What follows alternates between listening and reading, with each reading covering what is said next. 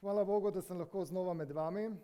Hvala za vabilo, hvala za dobrodošlico in hvala Bogu za prijeten čas slavljenja in čaščenja in molitve, katerega smo pravkar imeli.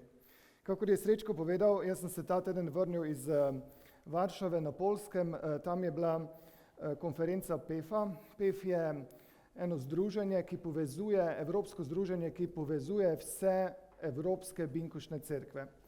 In tam smo bili v glavnem zbrani superintendenti in pa pastorji in poslušali smo ogromno dobrih predavanj, učenj, imeli smo določene sestanke, vendar pa mogoče edino dve stvari bi izpostavil, kateri sta se me še posebej dotaknile na tej konferenci. Kakor sem povedal, tam smo bili zbrani iz cele Evrope in med nami so bili tudi pastorji, 3 ali 4 pastorji iz Ukrajine. In to so bili starejši pastorji, seveda mlajši niso mogli zapustiti države. In oni so opisali, kaj doživljajo v njihovi domovini, v Ukrajini, kaj doživljajo v njihovih cerkvah. In v bistvu zgodba oziroma njihova pripoved me je zelo pretresla. Milijone človeških življenj je uničenih, družine so razbite in razseljene in mnogi skromni domovi, katere si je večina komaj privoščila, so razrušeni. Potem pa seveda v srcih ogromno sovraštva, travm in grenkobe. In kar je še en pastor povedal, še zdaj dodaten problem se pojavlja, vojaki se vračajo s fronte in mnogi so ranjeni, poškodovani in mnogi trpijo tudi za posttraumatskim stresnim sindromom. Nekateri veste, kaj je to. In tudi njih je potrebno oskrbovati. In v bistvu z njihove pripovedi in vsega, kar sem slišal, sem nagotovil, da niti približno si razsežnosti te ukrajinske tragedije ne moremo mi tukaj predstavljati. Ne vem, kako je pri vas, ampak jaz velikokrat slišim tudi v krščanskih krogih neke razprave in debate, kdo je povzročil to vojno, kdo je kriv, kdo ni kriv, kaj bi moglo biti, da ne bi bilo in tako naprej. Jaz dobro vem, kdo je povzročil to vojno, tako kot vse ostale vojne. To vojno so povzročili ljudje, ki sedijo v razkošnih pisarnah in na udobnih foteljih. Trpijo pa nemočni in nedolžni.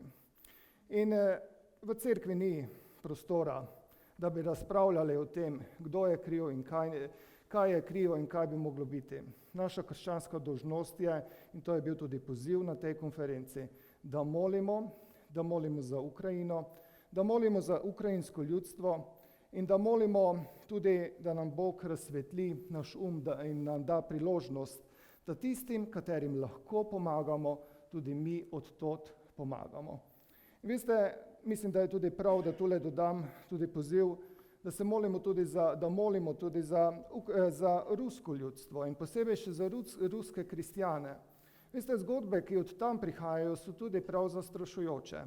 Določeni pastorji, cerkveni voditelji, tudi verniki, kar izginejo, nikjer ni naenkrat. Pritisk oblasti in vseh teh mogočih ruskih tajnih služb je tudi na evangelijske in binkoštne kristjane v bistvu zelo močan. Tako da, dragi verniki, tule v Mariboru, prosim vas, vztrajajmo v molitvi za ukrajinsko ljudstvo, za rusko ljudstvo, molimo za mir. Kakor Židje pravijo, molimo za mir v Jeruzalemu, tako mogoče moramo mi danes reči, molimo za mir v Ukrajini in na celem tistem območju.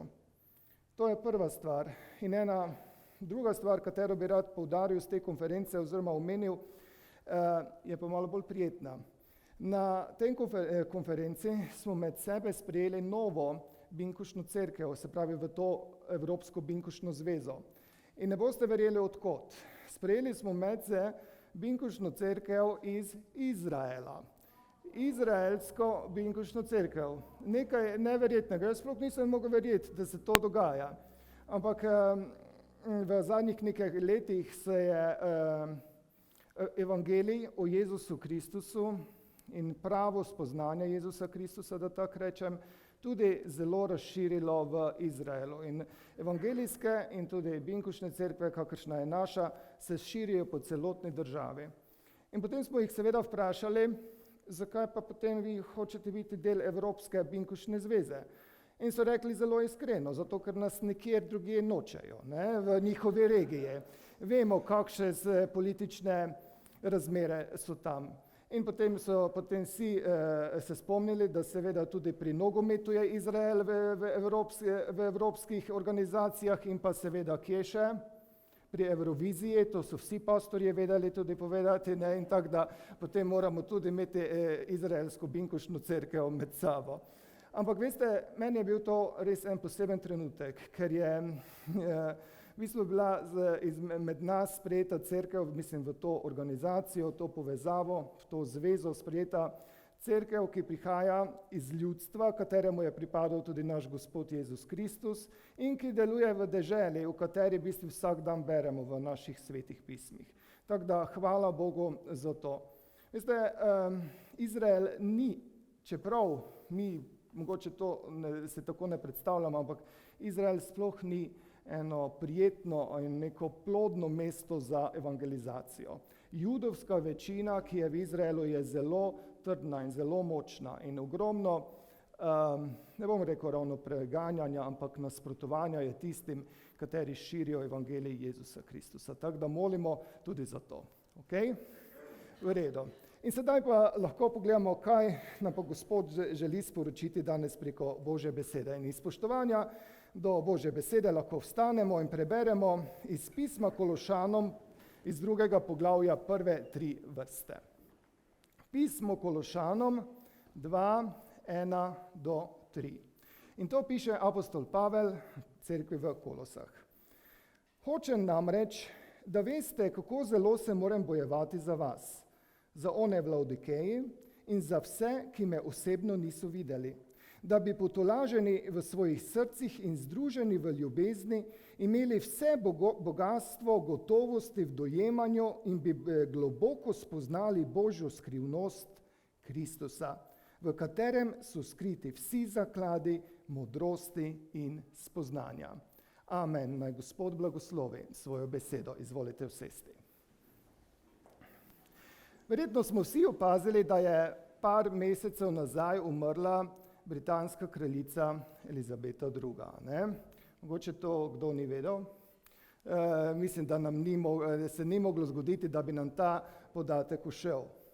In v vsem tem poslavljanju od nje je prišla na plano ena anekdota o njej.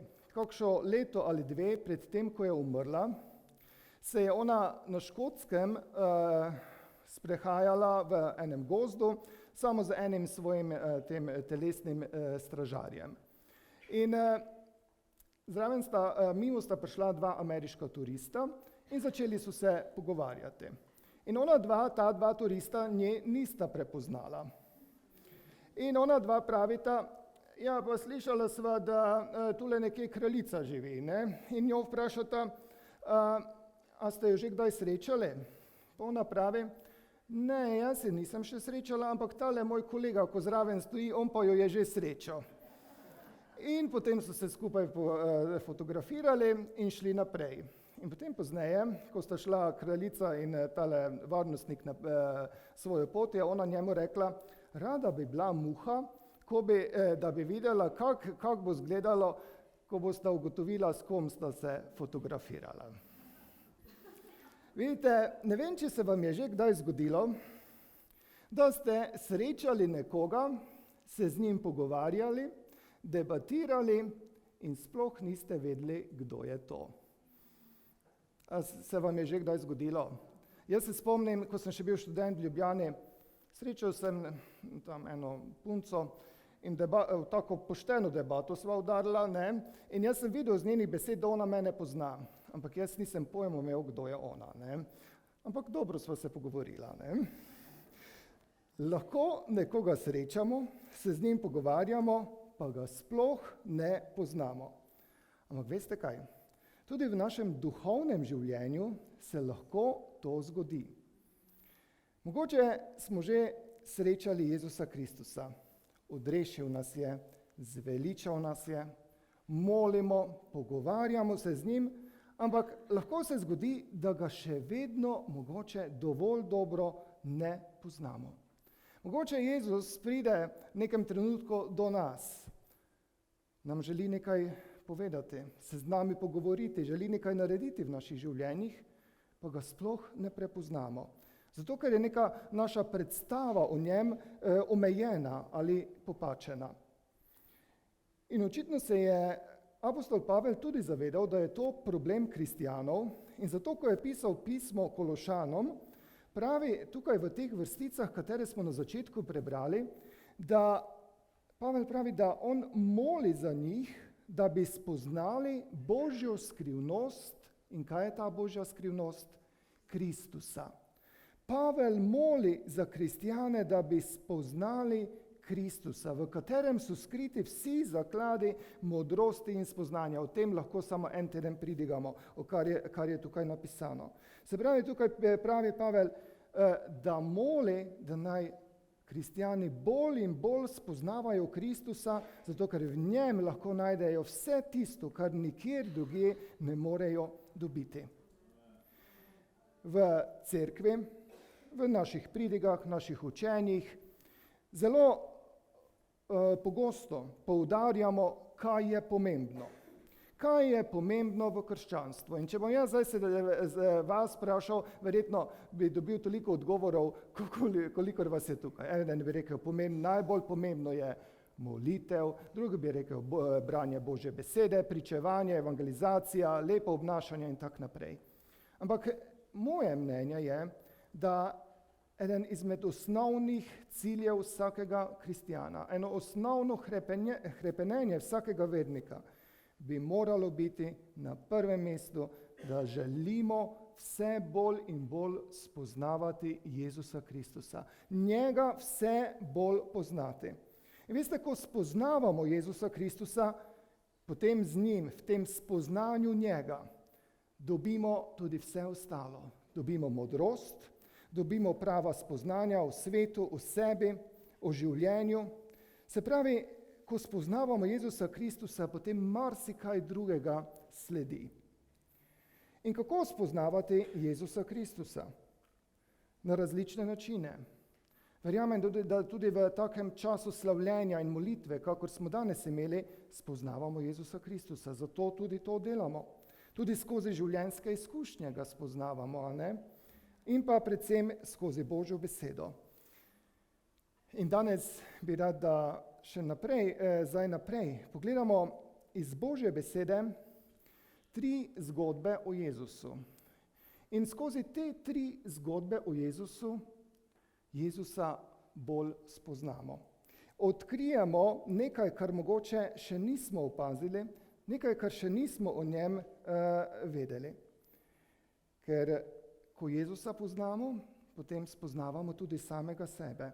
Dosti bolj vemo, kakšni moramo biti, k čemu se naj trudimo. In torej, poglejmo sedaj v Božjo besedo, v Evangelije, oziroma v Evangeliji po Marku, in prebrali bomo 3 zgodbe. In te 3 zgodbe bomo malo razložili in skozi to bomo poskušali Jezusa bolj podrobno spoznati. In prva zgodba je zapisana v Evangeliju po Marku, v 2. poglavju od 18 do 20. 18 do 20. Janezovi učenci in farizeji so se postili. K Jezusu so prišli neki ljudje in mu rekli: zakaj se Janezovi učenci in učenci farizejev postijo? Tvoji učenci pa se ne postijo. Jezus jim je rekel: ali se morajo svatje postiti, ko je ženin med njimi? Dokler imajo ženina med seboj, se ne morejo postiti. Prišli pa bodo dnevi, ko jim bo ženin vzet, in takrat, tisti dan, se bodo postili. Že v Jezusovih časih je bila v okviru judovstva ena izmed najbolj pogostih, če lahko tako rečem, verskih praks post. Velikokrat že v Stari zavezi vidimo, da ljudje, ko so imeli neko potrebo, ko so imeli neko prošnjo ali so bili v stiski, so svoji molitvi dodali tudi post. In iz tega odlomka, katerega smo pravkar prebrali, lahko tudi razumemo in nekako začutimo, da so se tudi farizeji in njihovi učenci postili. In tudi Janez Krstnik in njegovi učenci so se postili, oziroma kako vi rečete, postili ali postili? Aha, ja, se mi zdelo, ja. Postili, ok. Ampak razumete, o čem govorim, a ne? Se pravi, to je bil del njihove redne duhovne prakse. Dejansko za farizeje je znano, da so se 2-krat na teden postili. Čeprav starozavezna postava tega sploh ni predpisovala. Starozavezna postava je predpisala, da se ljudje morajo postiti samo enkrat na leto, na židovski praznik sprave, Jom Kipur. Ampak Judje v Jezusovih časih, se pravi predvsem ti farizeji, so iz posta naredili neki novi ritual. Vse skupaj so uredili z nekimi svojimi novimi pravili in so zapovedali, da se vsak, ki želi biti zares pobožen, mora 2-krat tedensko postiti. Ampak zanimivo, ljudem je padlo nekaj v oči. Jezus se ni postil in tudi njegovi učenci se niso postili. In to je bilo tako očitno, tako v nebo vpijoče, da ni bilo možno, da ne bi to opazili. Ta pobožni, Bogu predani učitelj, pridigar, čudodelec, ta tako duhovni človek, on se ne posti. Vemo, Jezus je velikokrat delal stvari popolnoma drugače kot vsi ostali. In to je tudi takšen primer. In potem so ljudje prišli k Jezusu in ga povprašali, zakaj je tako. Zakaj se on in njegovi učenci ne postijo? In Jezus jim je odgovoril na eden zelo slikovit in dejansko tudi zelo razumljiv način. Sam sebe je predstavil kot ženina. Kot ženina. Vemo, tam, kjer je ženin prisoten, kje je ženin prisoten? Na poroki, ja. Ženin je... Kdo je rekel v nebesih? Darja. A ja, ob nevesti, jaz sem razumel v nebesih.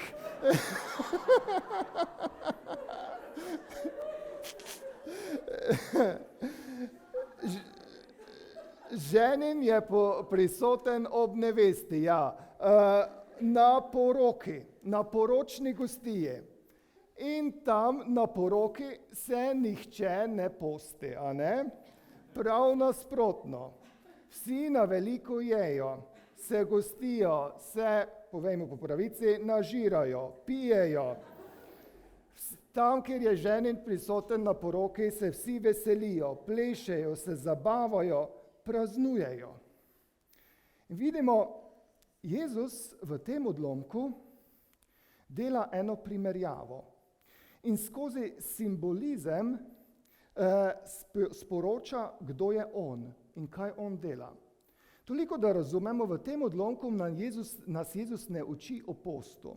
Če želimo vedeti, kaj Jezus uči o postu, moramo pogledati Jezusovo pridigo na gori, ki je zapisana na začetku Evangelija po Mateju. Ne, Jezus tukaj dela eno primerjavo. Primerja post in ženina.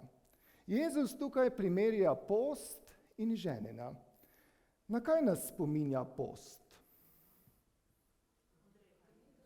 Prosim? Na kaj? Ja, točno to. Post nas spominja na odrekanje, na lakoto, na neko tesnobo. Post nas spominja na neko potrebo, stisko, na bolečino. Ženin pa nas spominja na veselje, na praznovanje, na nekaj lepega. Ženin nas spominja dejansko na neki nov začetek. In Jezus, vidimo, je v tem odlomku oziroma v tem dogodku povezal njihovo zunanjo versko prakso, se pravi post, z njihovim duhovnim stanjem. Farizeje, ti, ki so prišli k Jezusu, in učenci farizejev, oni Jezusa niso sprejemali, to vemo. Niso mu verjeli, zavračali so ga, niso mu verovali. Zanašali so se na postavo, zanašali so se na svoja dela, na svojo družinsko dediščino, na svojo etnično pripadnost. In Jezus jim pravi, vsa ta vaša duhovnost, vsa ta vaša pobožnost, religioznost, vse to je kot en post, nekaj žalostnega, nekaj, kar povzroča duhovno lakoto, nekaj, kar ne nasiti, nekaj, kar ne zadovolji, ne odreši, ne pelje naprej. Vsa ta vaša duhovnost, jim Jezus pravi tukaj, povzroča stisko, duhovno tesnobo, še večjo duhovno potrebo. In potem pa Jezus pravi, jaz pa sem drugačen. Jaz sem ženin. Jaz prinašam radost, prinašam veselje, optimizem, jaz prinašam upanje, nov začetek. To, kar vi nikoli ne morete dobiti, to jaz dajem. In to, kar vi ponujate, pri meni ne boste nikoli našli. Jaz sem nekaj dobrega, najboljšega, kar človek lahko dobi. Če položimo Pavlove besede v Jezusova usta, Jezus je rekel, pri meni so skriti vsi zakladi, ki jih kdajkoli potrebujete. A razumemo to? Dragi verniki, a se zavedamo, da služimo ženinu, viru radosti, miru, upanja, dobrega. Veste, meni se velikokrat zdi, da naše krščanstvo bolj zgleda, oziroma velikokrat zgleda zelo mizerno, zelo žalostno. Obnašamo se velikokrat tako, kot da smo zaradi tega, ker smo kristjani, da smo največji mučeniki, največji ubožci na celem svetu. Velikokrat se zgodi, da če ljudje pogledajo nas, kristjane, najprej pomislijo, oziroma bodo prej pomislili na post, kot pa na ženina. Prej bodo pomislili na nekaj žalostnega, bolečega, kot pa na nekaj dobrega in veselega. Dostikrat smo tudi kristjani v sodobnem času veliko bolj farizejski učenci, kot pa Jezusovi učenci. Ampak mi smo Jezusovi učenci, tako kot so bili 12 apostoli. In vidimo v tem odlomku, ko so ljudje pogledali Jezusove učence, so videli, pa ti so drugačni. Delajo nekaj drugače, nekaj posebnega so, nekaj privlačnega je bilo na njih, nekaj, kar je pritegovalo pozornost.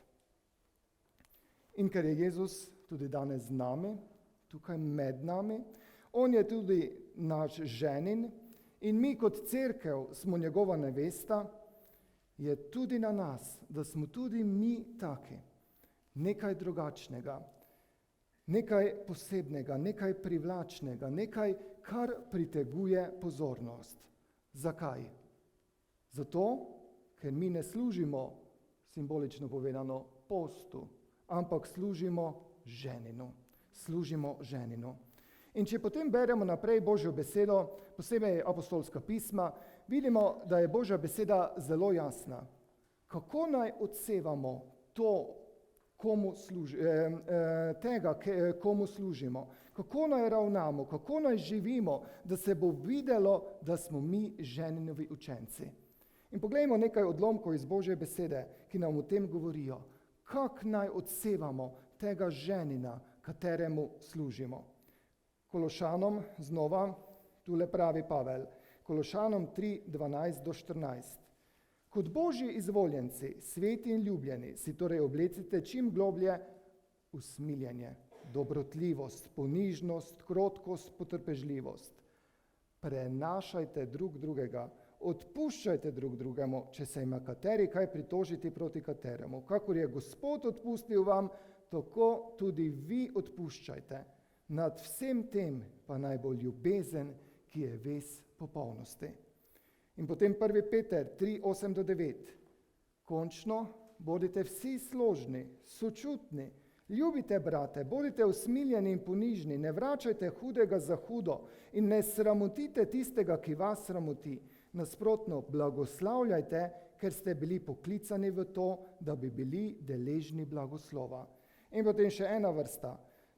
1. Tesaloničanom 5, 14-15.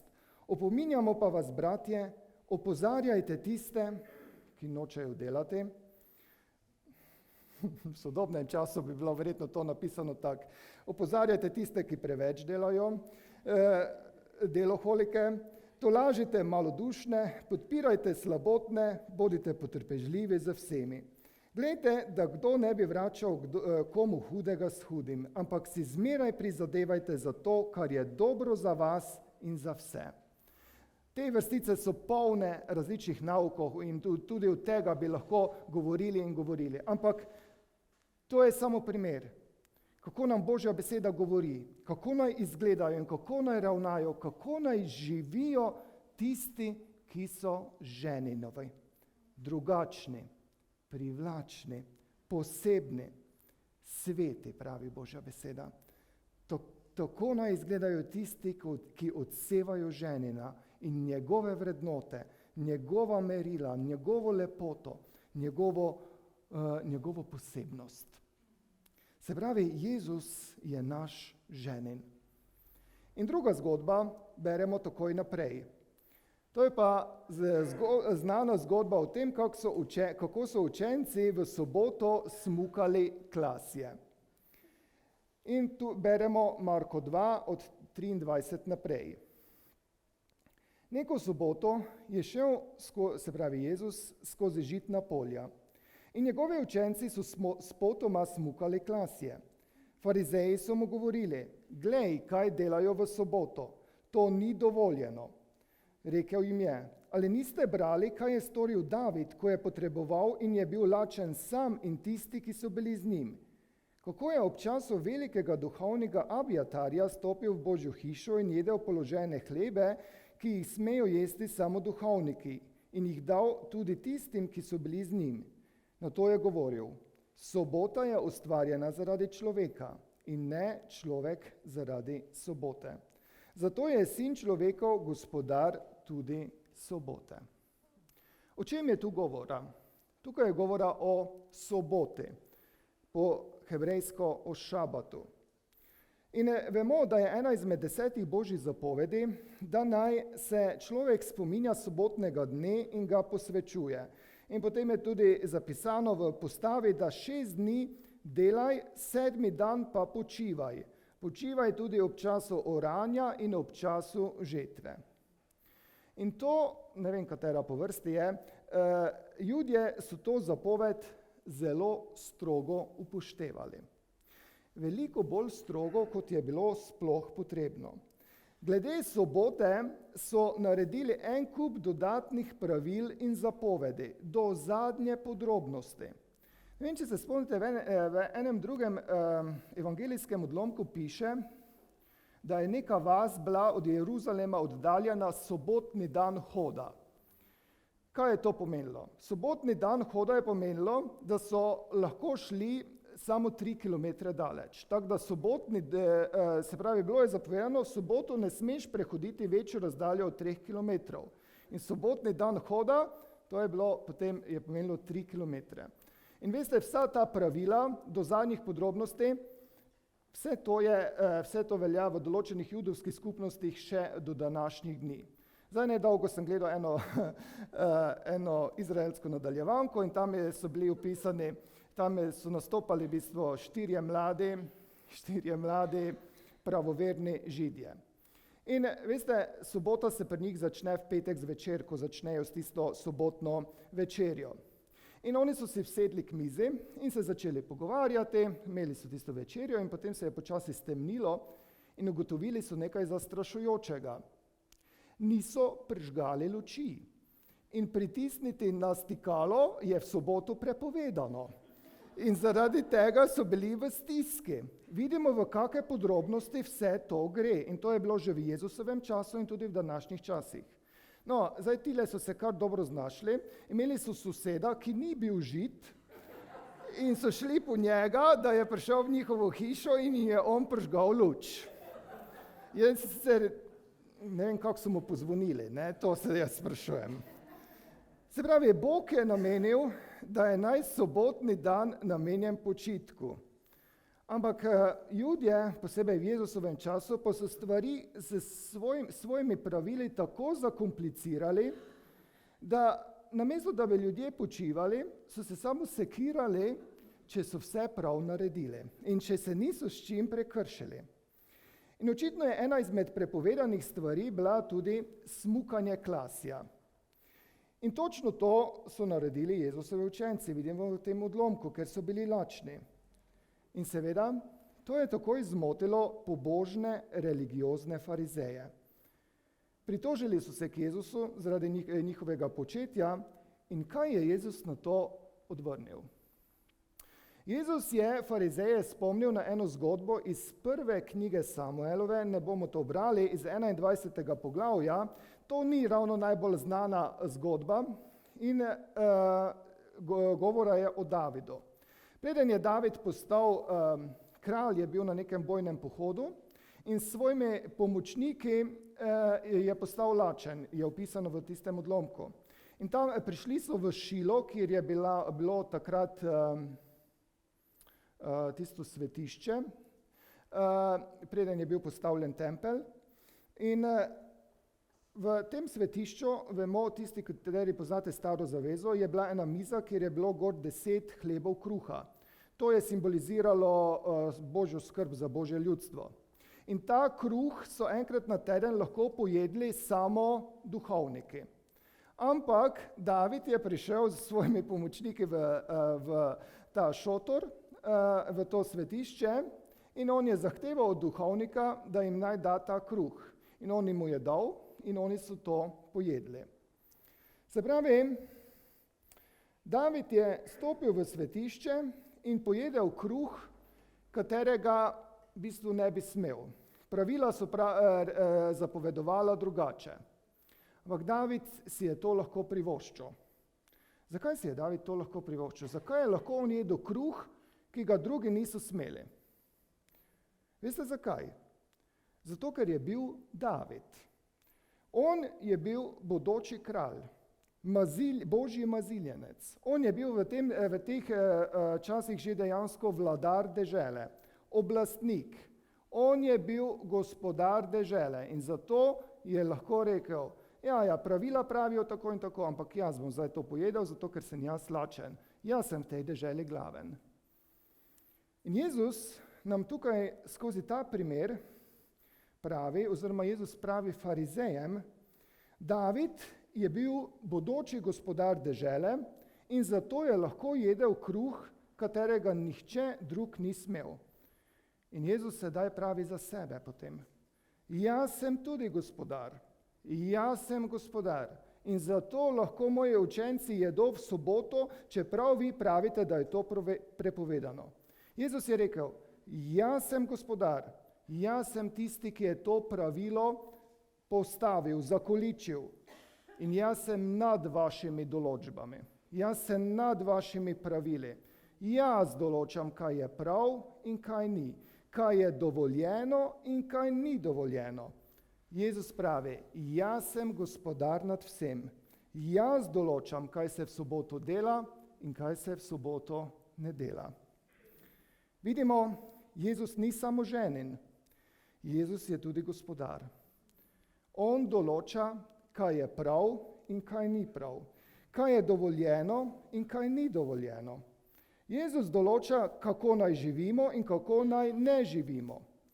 Mi mogoče poskušamo svoje življenje uravnavati z nekimi svojimi mišljenji, svojimi načeli, merili, standardi, ampak Jezus je gospodar. On je ustvaril svet in vse, kar je na njem. In ustvaril je tudi nas, ljudi. In tudi nas, Božje otroke, je on na novo rodil. In zaradi vsega tega smo mi njegovo stvarstvo. Mi smo njegovo delo. In zato ima Jezus pravico in oblast in tudi službo, da je naš gospodar. Da gospodari nad nami, ker ko gospodari nad nami, dejansko gospodari nad svojim lastnim. Zato, če Jezus pravi, da naj to in to delamo ali to in to naredimo, potem je na nas, da smo mu poslušni, da smo pokorni. Če naprimer Jezus veleva ali zapoveduje, da naj nekomu nekaj odpustimo ali naj nekaj popravimo, potem je na nas, da to naredimo. Ne, da naštevamo 1000 nekih razlogov in izgovorov, zakaj tega ne bomo naredili. Če Jezus od nas pričakuje, da drugače govorimo, da se pravi, da so naše besede drugačne, da so naše misli, način razmišljanja drugačen, da so naša dejanja čista in pravična.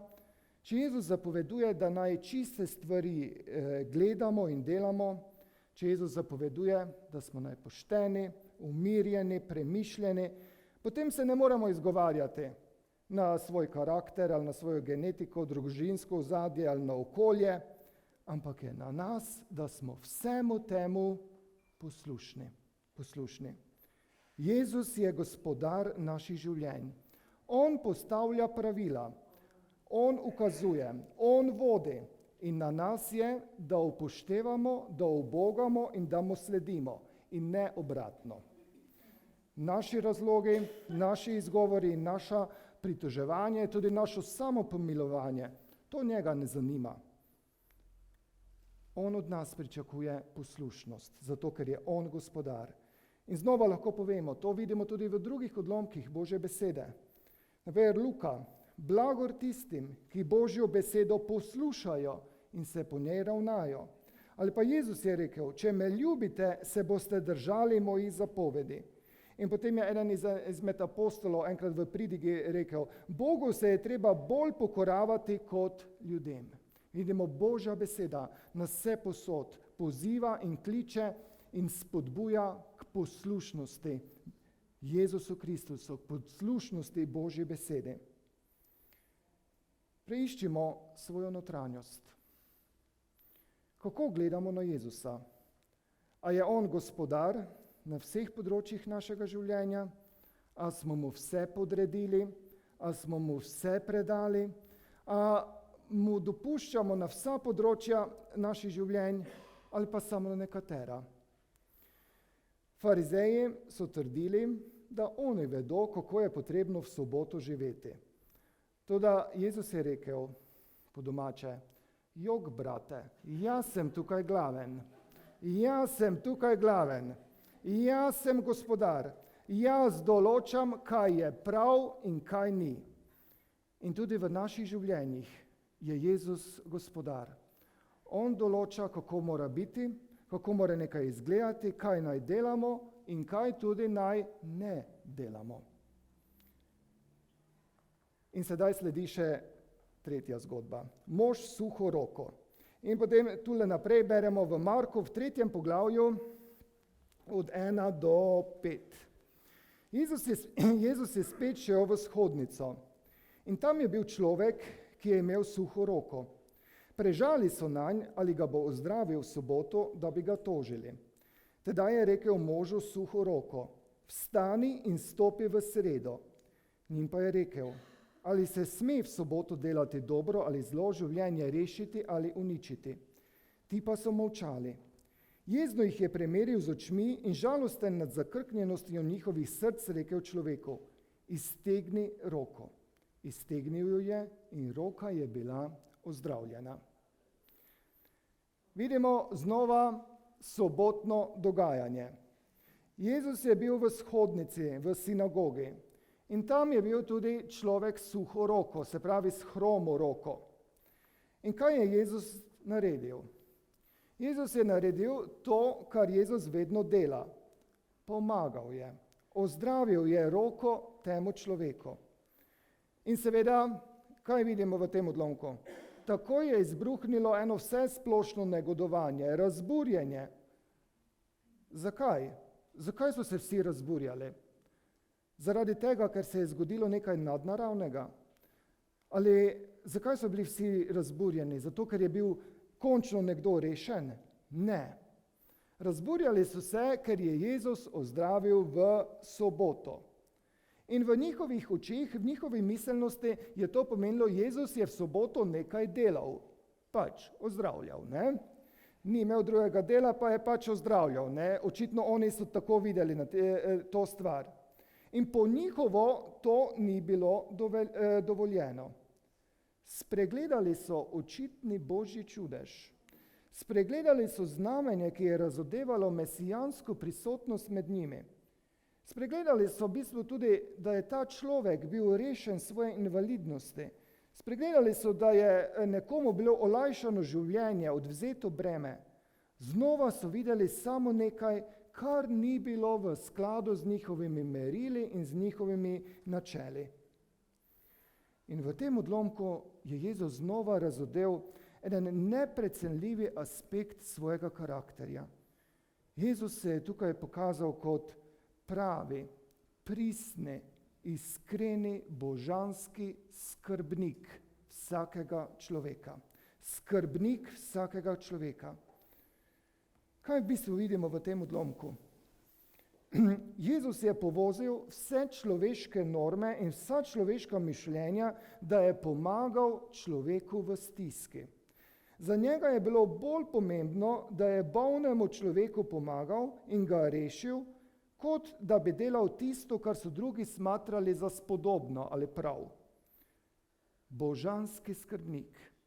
Nekdo, komur nič ni ovira, ki se ne ustavi pred nobeno zapreko, da ne bi poskrbel za nekoga, ki je v stiski, za nekoga, ki od njega pričakuje pomoč. In hvala Bogu, ta skrbnik, Jezus Kristus, je še vedno živ. On je tukaj danes med nami, kakor smo že slišali. Tukaj je v naših življenjih po svojem svetem duhu. In, dragi bratje in sestre, nikoli ne mislimo, da smo s katerokoli stisko ali s katerimkoli bremenom ali tudi boleznijo izven njegovega dosega. Veste, ta človek v shodnici ni bil niti v malo nekih lepih ali prijetnih okoliščinah. Živel je v družbi, ki ni imela znanja, da bi mu pomagala. Živel je med ljudmi, ki so vse drugo šteli za bolj pomembno kot pomoč njemu. Živel je dejansko v družbi, ki je na njega najverjetneje gledala kot na grešnika. In bil je na mestu, kjer se ni pričakovalo, da bo rešen. Poleg tega niti ne vemo, zakaj je imel hromo roko. Mogoče celo po lastni krivdi ali pa krivdi nekoga drugega. Toda Jezus ga je poznal, ga je opazil, ga je videl, Jezus mu je pomagal in Jezus ga je rešil. Mogoče so velikokrat naše življenjske okoliščine zelo hude in zelo nehvaležne, težke in naporne. Mogoče smo včasih v neki težki življenjski situaciji, katero smo se dejansko sami nakopali. Mogoče je ta težka življenjska situacija krivda nekoga drugega, nekdo drug je to povzročil.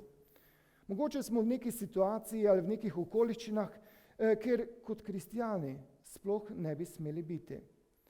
Toda vse to ne pomeni, da smo izven dosega božanskega skrbnika Jezusa. On vidi, on razume, on sočustvuje, na njega se lahko zanašamo in računamo, z njega lahko vse prosimo.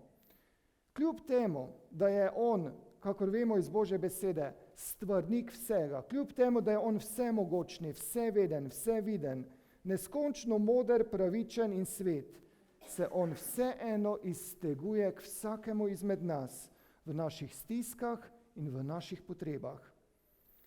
Ta odlomek, ta tretji odlomek nas dejansko vabi, naj zares v vsem iščemo Božjo pomoč, Božje skrbništvo.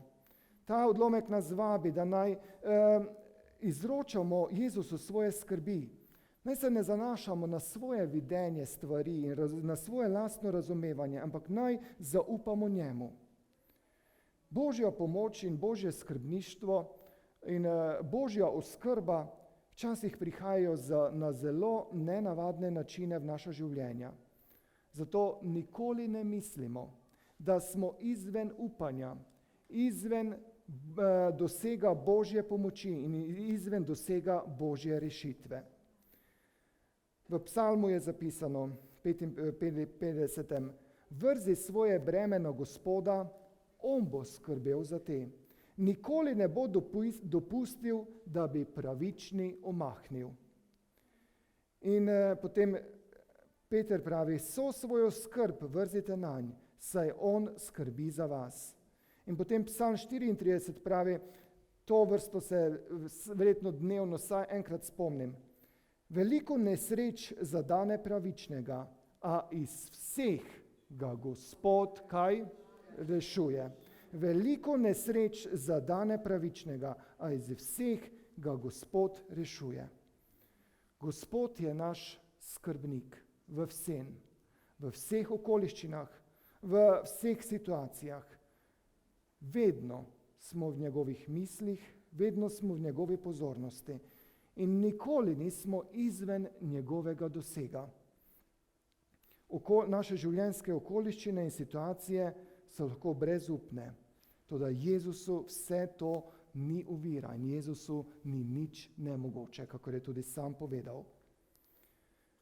Se pravi, Jezus je ženin, gospodar in skrbnik. A poznamo Jezusa tako? A mu služimo in živimo na takšen način, da to odsevamo? Mogoče danes potrebuješ tega ženina, nekoga, ki te napolni z upanjem, z radostjo, sočutjem, z mirom, ki ti mogoče želi dati nov začetek. Mogoče potrebuješ danes gospodarja, nekoga, ki te želi usmeriti v življenju, ti povedati, kaj je prav in kaj ne, ki želi tvoje življenje usmeriti na pravo pot. Mogoče pa danes potrebuješ skrbnika, nekoga, ki bo poskrbel za tebe, tako kot nihče drug to ne more. Ta Gospod Jezus Kristus, ta ženin gospodar in skrbnik je danes tukaj med nami. Izročimo se mu. Amen.